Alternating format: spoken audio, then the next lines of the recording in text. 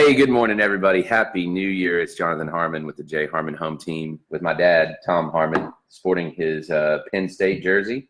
He is a Nittany Lion through and through, playing in the Citrus Bowl today, huh? Yes. In Orlando? Is that right? Or it's somewhere in Florida. Yeah, I'm not sure. And 6-point favorites over Kentucky. Kentucky. I thought Kentucky only had a basketball team. Well, apparently they found a football team this year. Oh, wow. That's good. That's good. Good for them.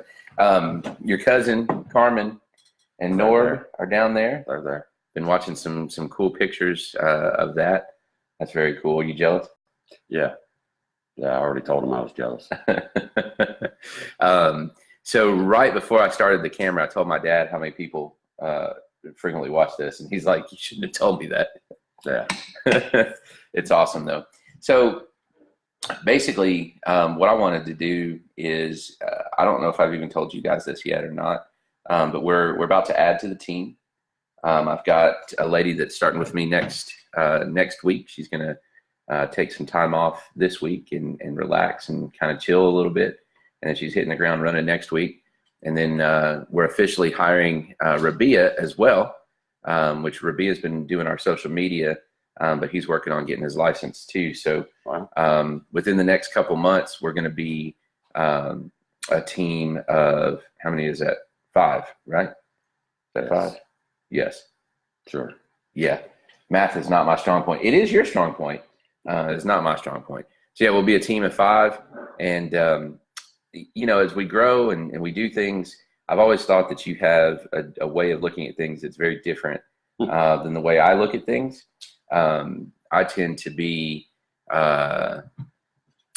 like head in the clouds, big, like, oh, we could do this, and you're like, yeah, but yeah. and usually you shoot me down, but for good reason, right? And so I've always appreciated. Well, actually, I haven't always appreciated that. I have come to appreciate that. Yeah. So, what do you think about us adding team members? Like, what's your thoughts on that?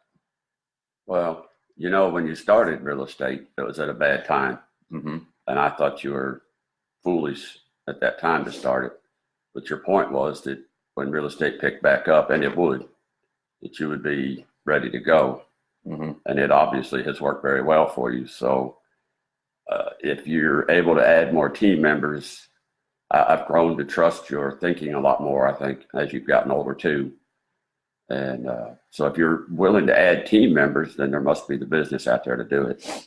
There is. And, one of the things that Keller Williams teaches is that you leverage people out, right? So if Brett, for example, right, is so much better at certain things than I am. I will not hesitate to tell someone he's a better buyer's agent than I've ever been. Yeah. He's thoughtful, more thoughtful than me. He's a better listener than me. He is so customer service oriented and so customer first centric. He makes our team look great. And so leveraging that out, that's a perfect fit for him, and this new person has certain talents that none of the rest of us have. Rabia has certain talents that none of the rest of us have. Absolutely. Taylor loves what she does for the most part, and she has certain talents that none of the rest of us have. And so as we add more people, we divide those jobs up, and everybody gets to do better at the jobs they're better at. Yeah, I was nervous for Brett. I was too, to be honest. To come from such a long time at a job, 13 years, where he was doing very well, mm-hmm. and to jump into something like he did with both feet. But I think he's very much like you. When he does something, he does it full on. Absolutely. And he's really, really impressed me. He's really done very well. Well, he is a tremendous addition to our team. And I can't even really imagine not having him now. You know what I mean? It's good to see Frick and Frack back together again anyway. So. I've heard that several times. Yeah. It's funny. Yeah. That was such a weird thing because we were inseparable in high school. Yeah. And then graduation happened and we literally did not see each other for about 15 years. Yeah. And then we just kind of bumped into each other at Thurman Francis because both of our kids went there or go there. And all of a sudden, here we are. Yeah. And we picked up like it never. It was just. It happens. I had a friend from high school and best man at my wedding that I didn't see for nearly 30 years, if it wasn't 30 years. And we've become, even though we're, I don't know, 800 miles away, probably 500 miles away. Is this Lenny? Yeah. Mm-hmm. We've become almost like we never stopped. Yeah. You know, talking on the phone, and he's been to my house, coming to visit, and that kind of stuff. So yeah, that's awesome. So just kind of goes to show you where true friendship works, you know.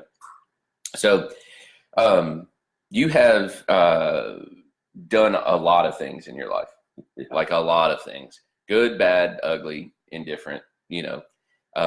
And I have too already at my age, not the same things, of course. And one of the things I typed in my little description over here is that as I've gotten older, you've gotten smarter.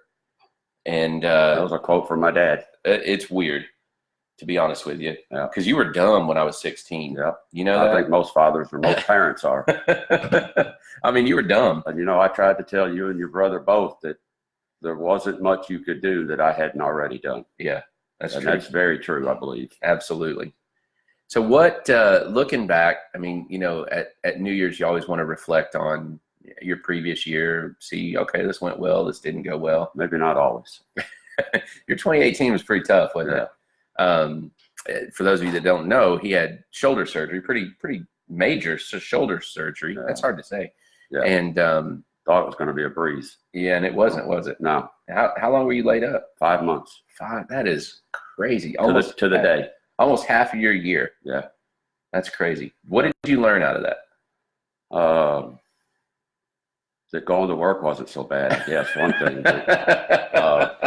Perspective, right? Probably, yeah, a lot of it perspective. If there was any to be had, there's probably some patience learned in that. I'm not as young as I used to be, but I think patience probably had a lot to do with it. Now, did you pray for patience before that surgery? Gosh. Before the surgery? No, not. Okay, I was going to say, because that's your own fault if you did. Yeah, no, because I figured that I was expecting to be out, you know, maybe 2 or 3 5 weeks. Oh, wow. And be able to go back on, you know, no more than 60 days and be able to go back at least to do something. And I mean, I wasn't even allowed to pick up a coffee cup for 90 days. So wow. It wasn't at all what in my mind, not that he told me that, but in my mind, that's what I figured because I'd watched other people, but yeah, then it was a lot more major than anybody thought, even the surgeon. So, wow. And how do you feel now? I'm good. I'm not going to say I'm 100%. And he told me that when he released me, it could be a year for I'm 100%. So yeah, I'm mostly doing pretty much what I want, back to doing almost everything I can. But the other 2 fellows that are in the same position that I am at work, one of them's older, one's a little bit younger. And even from my own surgery, we've learned that we need to help each other more. We do some things that are pretty darn heavy that we shouldn't be doing by ourselves. And even our bosses have told us we just need to start helping each other a little more. Yeah. Yeah. Well, that's not a bad thing, right? Community and all that stuff. So, yeah. Tracy says, 2 of my most favorite men. Thank you, Tracy. We love you very much. You're one of my favorite people too. So you are, and sorry, it's kind of rapid fire. There's so much about you that's awesome. So you're really heavily involved with the Smyrna Citizens Police Academy. Yes. Have been for a long time. Yep. Like how long now? Since 1999. Yes, a very long time. What has that done for you as far as perspective again and patience and things like that? What have you learned with your involvement with that, like big picture, right? 1 mile up view. I grew up, of course, Dad was a reserve officer for many years. Mm-hmm. And one of the most things I think that ever impressed me about him was that at 55 years old, which is not much younger than I am now, he went back to the police academy and became a full service police officer at 55.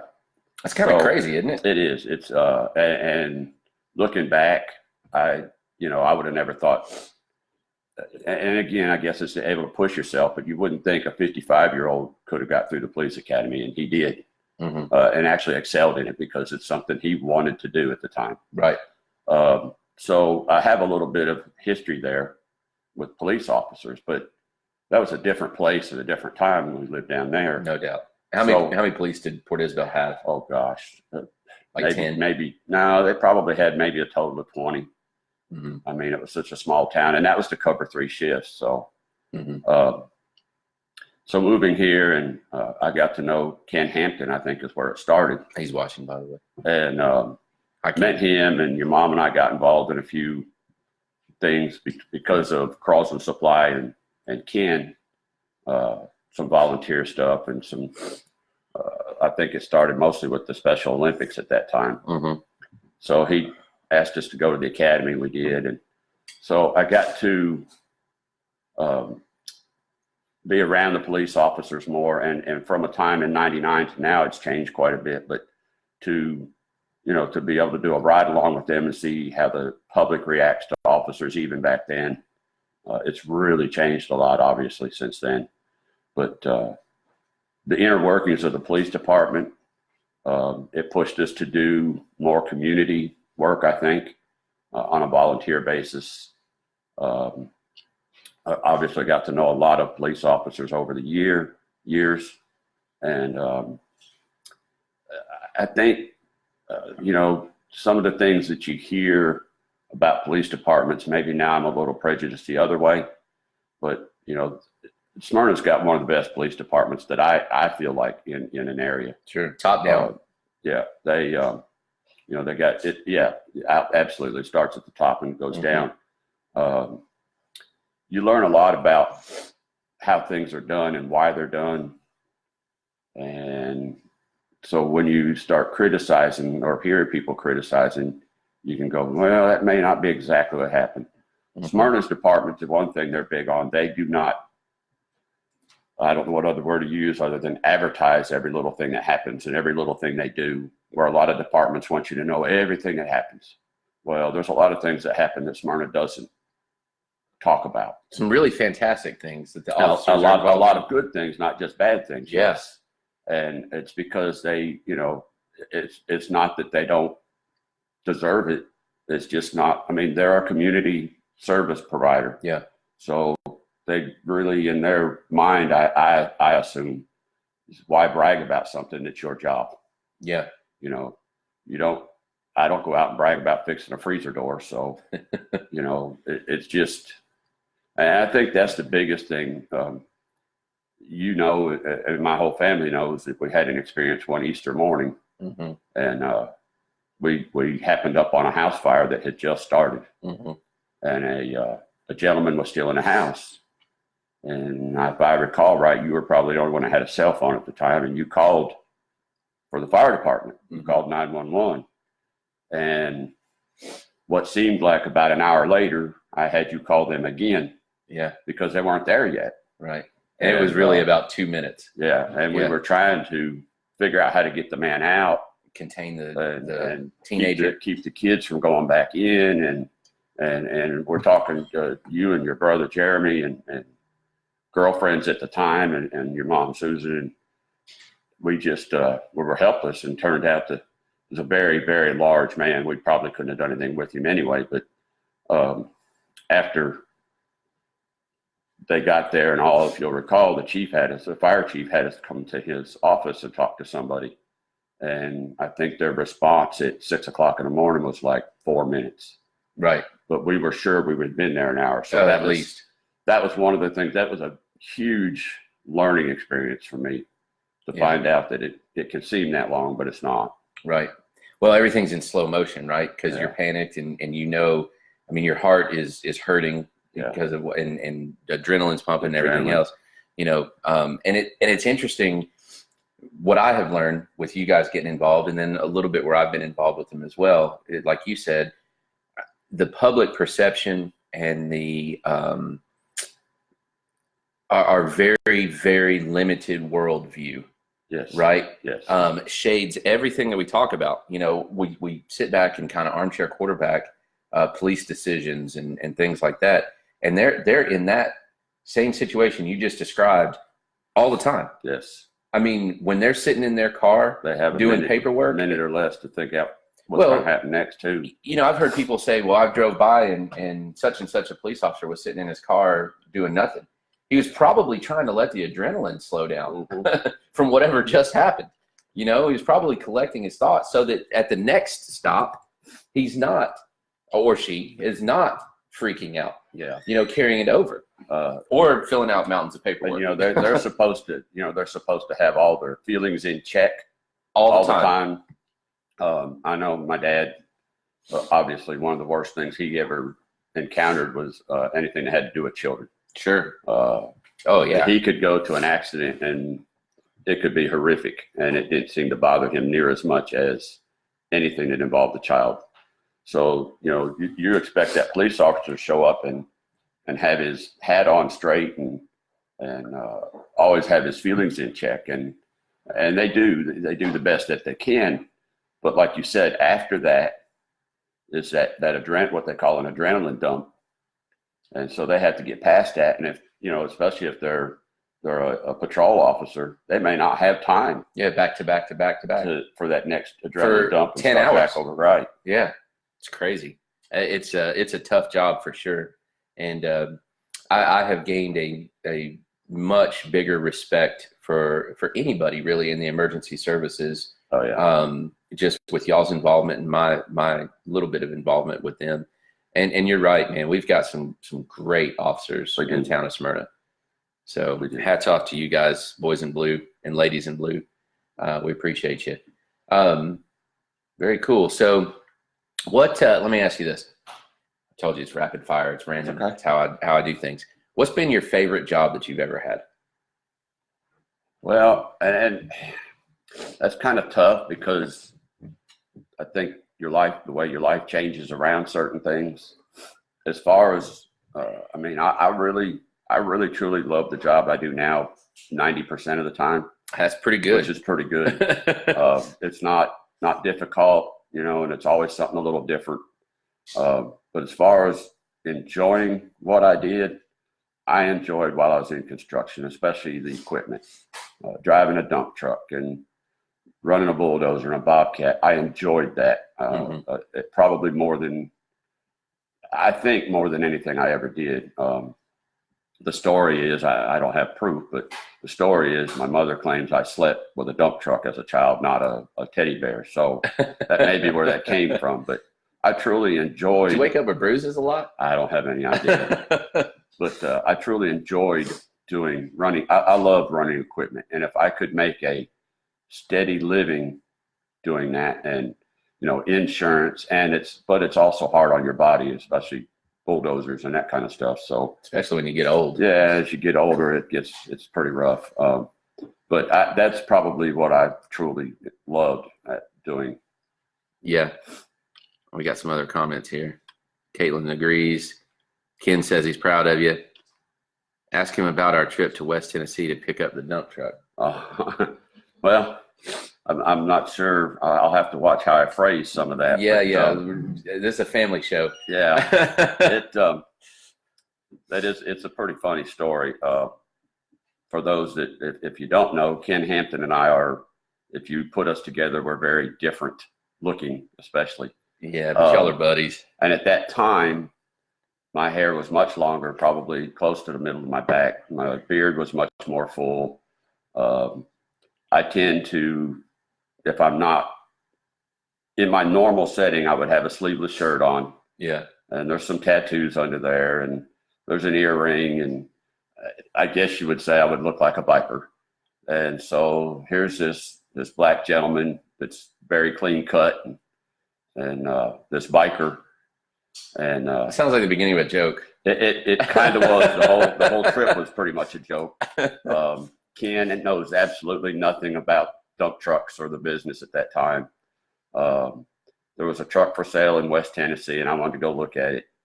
And there was a truck lot, actually. So the car that we took was your mother's Volvo. So a biker, a clean-cut black guy, and a Volvo pull up at a dump truck lot. Well, before we even got that far, I tend to drive fast. not as much now as I did then, but we had just gotten out around Dixon County, I believe, where the interdiction unit runs. And I was probably running 90 mile an hour or better. And Ken looked at me. He said, I imagine you have your pistol with you. I was like, well, yeah. And he said, we're going to jail. He said, because there's a black guy and a biker in a Volvo with a pistol. He said, that's just not going to work out well. But Did you take cash with you too to buy the dump No, truck? Okay, I didn't. was going to say, because that would have been the icing on the cake. I probably, in those days, I probably had several $100s on me, but Yeah. not that much cash. So they never even turned around. So I guess maybe they were sleeping. But He said, we're going to jail. so then we get out toward Huntington, and I guess I just don't think like a lot of people do. So we get out there and we decide I'm going to cut across the back way into, I can't think of the town now, Millington, out in that area. So of course, in the middle of that time of the year, going across through there, nothing but cotton fields. And Ken gets on the phone and he called somebody. I think it was, and he told him, he said, if I go missing, ask Tom Harmon, because here he is. He's got a black guy in the middle of a cotton field. Oh my And word. it just didn't click. So, and I've learned a lot from Ken about racism, I think, over the years, because I don't feel like I ever was that way much. I mean, I know growing up where I did and a father like I had, that was just part of the time. Not that it was right, but I had a lot of friends growing up that were of different races. So it just never always clicked with me, I don't guess. And so we went to Millington, and I was driving a dump truck, and Ken is talking all kinds of stuff about dump trucks to this salesman. And the salesman figures he did good at bluffing him. He knew all the right terms to use and stuff. So I'm not sure if he's probably wanting to know if I'll mention the Kentucky Fried Chicken. We stopped for lunch and at a chicken place out there, and I got in there and got to sitting around looking, and I was the only white person in the restaurant. Yeah. And he looked at me and he goes, so how does it feel? Yeah. And it was pretty eye-opening, actually. I mean, but I didn't feel uncomfortable. Yeah. And I think I owe a lot of that to Ken, that I can go to places like that. And some of it may even be that I'm naive enough to think that I can go wherever I want and not think about it. I think you're probably right. I mean, race is an interesting thing. I have really changed my perspective on that even in the last 5 years, Yeah. and and when I say we in this case, I'm talking about me and you and our particular family. We don't really see it the same as other people. And we treat people well, all people, whoever we run into. Yeah. We're nice to everybody. We treat everybody well. I think we do. You've done a great job. Mom's done a great job of saying, and nobody's special. No. Nobody's special and nobody's not special. Right. You know what I mean? And that's just how we do things. But it's just not like that out there. No, and it's in the job that I'm in now, I have stores all over. I mean, I go from Green Hills to North Nashville, down off of Monroe and 8th or Roselle Parks and Bordeaux. And I'll have people ask me, well, aren't you uncomfortable in those stores? No, to be honest with you, I'm more uncomfortable in Green Hills and Belle Meade, some of those places, because it's just an attitude, I guess. If I go into Monroe Street or to Bordeaux and I say good morning to somebody or hello or hi, they all respond. Mm-hmm. And some of those other stores, that class of people that's there don't always respond the same way. Mm-hmm. And I'm not talking about just employees. Employees, obviously, in the years that I've worked with Kroger, I've gotten to know a lot of employees, but the customers, and sometimes I guess even they're shocked that I'll speak to them. Mm-hmm. But it's just who I am. I don't look at that. I just look at your eyes and say good morning. Right. So, And it's I don't know. Several friends and I, Jeffrey Owens, if you're watching, is one of them. Just the awareness of that institutional racism, that institutional. You hit on it. you sat there and you said you weren't uncomfortable, and were you not uncomfortable because is it just because you were just you, or is it truly because, and this is where we can get a little controversial, is it because you felt somewhat entitled to be there? Oh, absolutely not. No, but I mean, like, no, that's that privilege thing. Yeah, no, I know. No, I mean, the way I see it, I'm just there to do my job. That's all I'm there for. I'm not there to be anybody special. I just got to go fix whatever's broken. And well, I meant like in the restaurant. Oh no, I was just there for to eat chicken. I mean, Sure. I don't think about, and one of the other guys that I work with is in kind of the same position and has just come to Kroger in the past 6 years, and he's got some of those same stores, and your brother has some of those stores now, and it's we all laugh about it because people say, well, aren't you uncomfortable going there? Why would I be uncomfortable? Maybe I should be. I don't know, but they've never treated me. As long as you don't give me a reason to be uncomfortable with you, I won't be uncomfortable. Right. I don't think I care who you are or what you are. If you treat me, and I don't even want to say necessarily with respect, but if you treat me well, I'll treat you the same way. Yeah, golden rule. Now, to be honest, 30 years or so ago, I'm not sure. I may have been more uncomfortable. And I think that comes with that perspective from your law enforcement friends. It comes with perspective from having different jobs, right? From Croslands to manual labor on a bulldozer to what you do now, which I would consider what you do now a skilled job, right? They say it's a skilled trade. I mean, you work with your hands, but it's absolutely. I couldn't do it. I couldn't do what you do. Right. I'm not nearly equipped enough up here for that. So, having those different perspectives, it changes things. So let's shift gears just a little bit. Wow. That's the first time I've ever talked race on this, by the way. Well, that figures. Yeah, that was, it's something I think people should talk more about, to be honest, because I think that's where some of the separation is that we don't talk about it. Well, and introspection is important, right? So being able to step back and look at yourself and go, should I have felt uncomfortable? Right. Or, did I miss something? Or, are you being weird? Am I being weird? Yeah. Right. And then trying to analyze it and look at it, and then having folks that will shoot straight with you. I think that's important, right? I think that's having people with different perspectives, different life experiences. I mean, Ken is an amazing dude. He's got different life experiences than I will ever have. Right. Right. Just by his station in life, he's got a different set of experiences than I could ever have. Yeah. And I do too, back to him, so I think that's important to be able to have those conversations. There you go. Tracy says Tom's faith also helps him in those areas. We're all in God's children. Man, we tackled race. I don't think we need to go into religion. What do you think? And then all we need is politics, right? Yeah, well, we won't do politics, I'm sure, because you and I don't agree on politics. We don't always agree on politics. Religion, that's there's a Jimmy Buffett song that says something about religion. But anyway, yeah. I wasn't actually trying to open the religion door, just so you know. Well, and that's that's I shouldn't say religion, but faith or being a Christian, I guess, as you know, is new to me, or fairly new. It's less than 15 years. I took about a 30-year sabbatical. So Ken and I have had lots of conversation from many years ago, starting with that when neither one of us were churchgoers, and now we're both churchgoers. He's a flipping minister, for Pete's sake. Yeah. Well, let's not push it. He plays one on TV. But I think, you don't necessarily have to talk about religion when you talk about faith.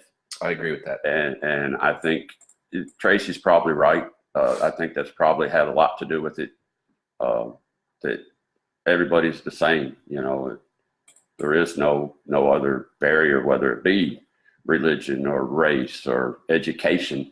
Yeah. That seems to be a really big one now. It's education and your your status. Yeah, Yes. socioeconomic. Yeah, your status. You know, if I make $1 million a year and you're only making 100,000, well, you're nobody.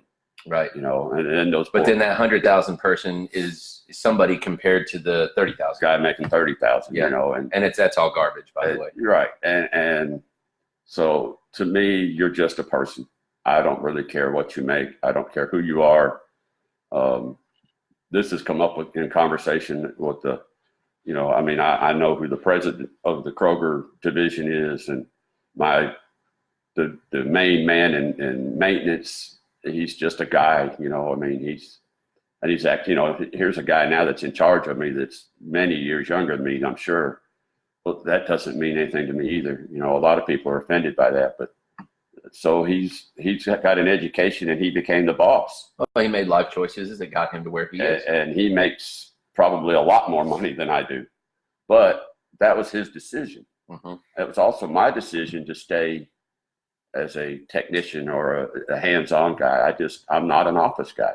Yeah. You know, could I have done it? I'm sure I could have, but Well, you've done it before. You've been a dispatcher. You've been in charge of folks. I'd rather be working. Not that they don't work. I guess that sounded bad too, but physically, I'd rather be working with my hands. Yeah, I hear you. So one of the most important things I tell people a lot. That's awesome. Thanks, Caitlin. You see that? I don't know about that.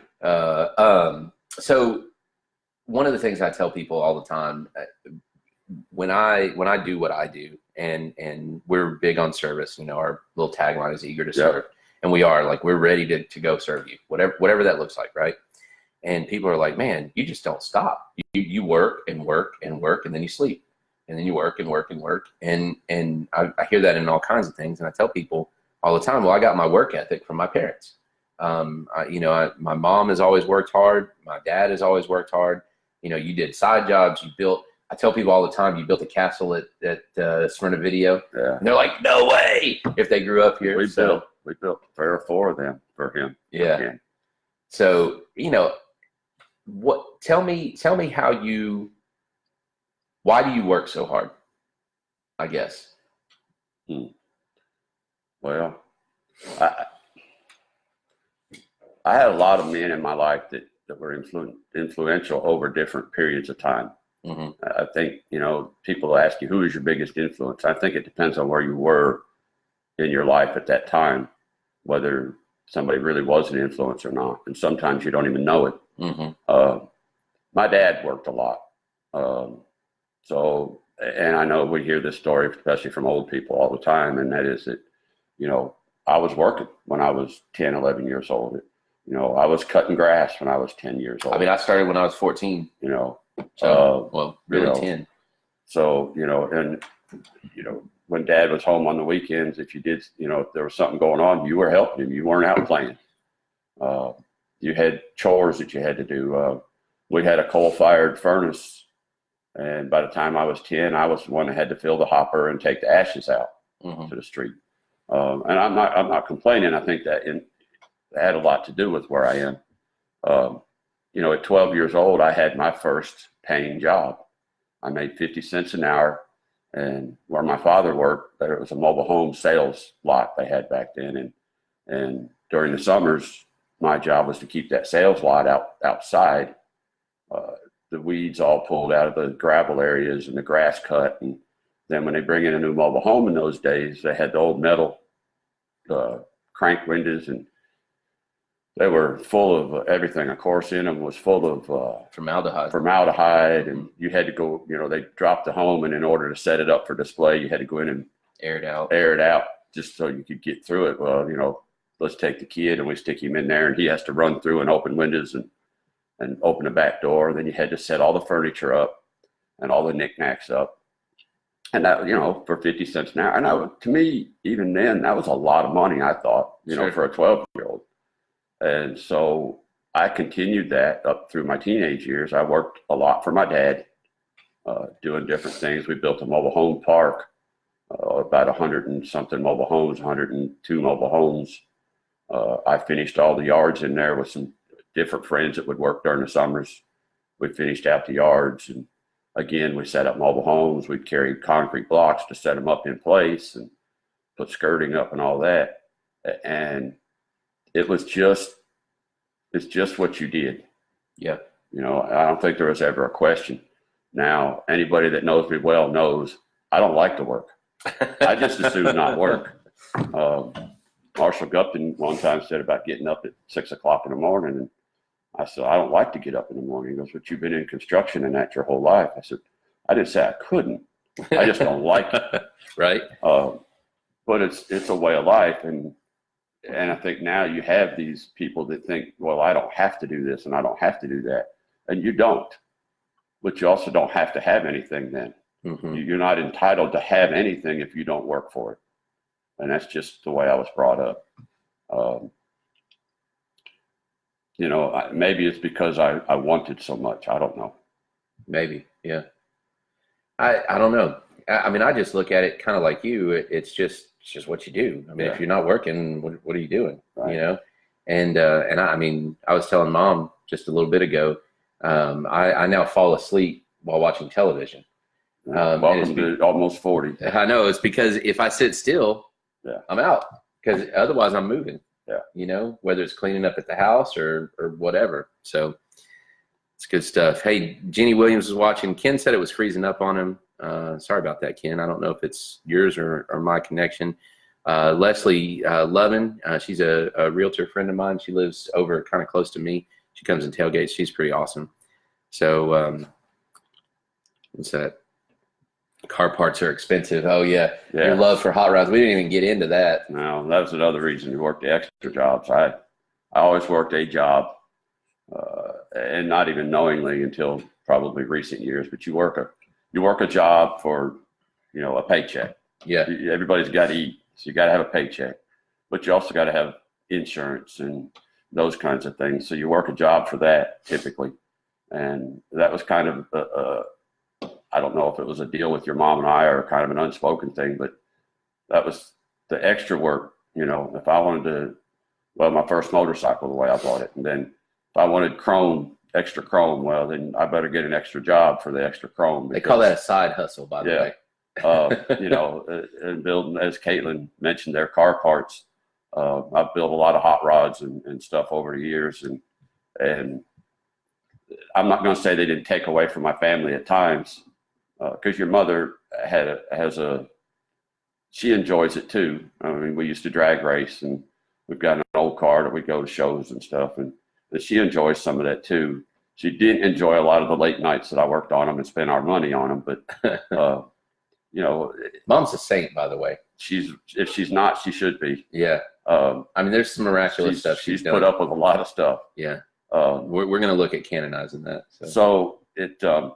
I think, again, if you want something, you need to work for it. Yeah. You know, and that was just part of the, you know, there was times when I worked at Carlson's, we worked 55 hours a week, and Ron and Larry and a couple of us would work side jobs another 30 hours a week. Yeah. Building decks. And that's why, you know, we all wanted something. You see, they took your gazebo out at the Rock School Park? No. The gazebo that I remember you and Ron, I think, wasn't it? Yeah. Built it, and it's gone. I didn't know that. Yeah, it was sad. Somebody took it home. Yeah. I think it had finally rotted out. It probably been did. there for 25 years. At least. So, all right. Well, Dad, I just want to tell you thank you. And I've accomplished a lot of things. And I truly believe that the examples that you and Mom give me for how to treat people, how to work, you know, how to find joy in your work. You might not enjoy it all the time, but it's work. It's fruitful, Yeah. right? And it's good for you, you know, and it's good for other people. The job I do now is a lot of that stuff is a challenge. I have to look at something, and there's not a store-bought piece to fix it. Yeah, figure it out. I've got to say, okay, do I have something on the truck that'll fix it, or do I have to go get something? And like you said a while ago, there's several guys at work that'll go, how did you figure that out? You know, and your brother has that gift too. He can look at something and go, you know, I can do this with it. You have a gift of sales and people skills. Those are not just learned. A lot of that stuff is is bred into you, I guess. You know, your abilities to do certain things, run equipment. I just happen to have a natural thing for that. You do. You're a monster on a Bobcat. And it's, you know, it's just something that was there. And as far as treating people and all, I have to say this. I thought about this when you asked me to do this. Probably one of my biggest influences in that would have been Coon Victory. Mm-hmm. I worked for him for 19 years, him and Mr. Carlson both, for that matter. Mm-hmm. They were very big on doing business with local. But Coon's way that he treated people was probably, I mean, I went to work for them, I guess I was about 25. And he taught me how to treat people. You know, even when he was in a bad mood, he didn't let you know he was in a bad mood. Right. Because, you know, if you said, how you doing? The very first thing out of his mouth was great. He was always great, no matter what. And I think that was a huge learning experience for me working for them. Well, and he's also the guy that, you know, he's been successful in his life in all kinds of arenas, political, you know, whatever, right? But he's the guy that'll help this guy and buy groceries for him and then turn around and you'll never know that it happened. Literally 30 seconds ago. Right. You know, and I mean, he's just that benevolent. And he's been around presidents and vice presidents and governors and, you know, and yet, yes, like you say, he'll take somebody that's really in need and he'll take care of it. Yeah, he just does. Yep, you just do. So good guy. And shout out to Mary Esther too. I don't know if she ever watches this or not, but you're a good mayor. So keep up the good work. Cool. All right. Anything else? What's your prediction for today's game? I try not to do that. Obviously, I'm going to pull for Penn State. I want them to win. This whole football season, not just Penn State, but many teams, has been just crazy. Some of the whippings that have happened on some of the bowl games, there's no way anybody could have seen those. Auburn beat the mess out of Purdue. What about that? I mean, you know, I didn't see that coming. Maybe somebody I guarantee did. Purdue didn't either. The Michigan game, I didn't expect Michigan to get beat so bad. And I didn't see the score, but I saw Michigan State got beat last night. But they were kind of up and down. But so I guess because my Michigan friends have lost and some of my Purdue friends have lost, I'm hoping Penn State wins at least. That way I can be on the other side. For 9 months, you can say, oh, what about that bowl game? Yeah, what about your bowl game? That's awesome. Dad, thank you. I appreciate you very much. I love appreciate you. And thank you guys for watching. This one went a little longer than normal, but it's good stuff. So it's Jonathan Harmon with the J Harmon Home Team with my dad. Happy New Year. Happy 2019. See you soon.